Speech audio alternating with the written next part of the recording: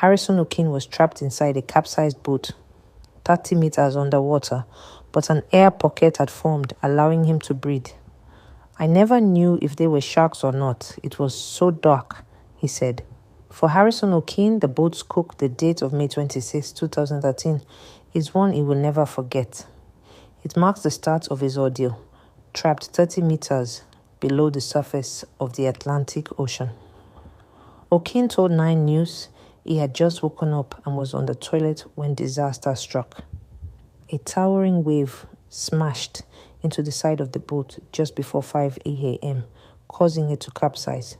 Water started to pour into the vessel, filling the cabins and winding passageways. Before we knew we were sinking, O'Kane said, it was very bad weather.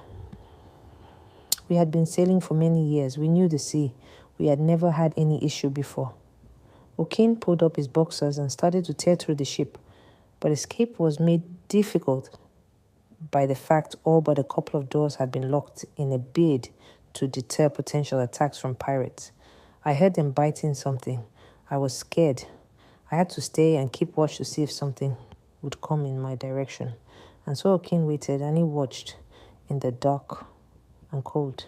After 60 hours, he heard more knocking. Then he saw something he had given up hope of ever seeing. Light had pierced through the black water. The long and difficult rescue. That light belonged to the torch of South African diver Nico van Heerden.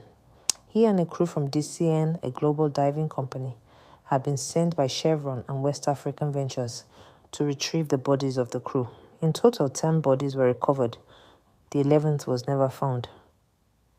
Very gently, O'Kane reached out to Van Heerden and tapped his gear, careful not to startle him.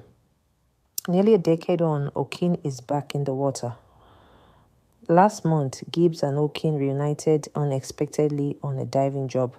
O'Kane has a newfound love for the ocean and is now an IMCA Class 2 commercial air diver.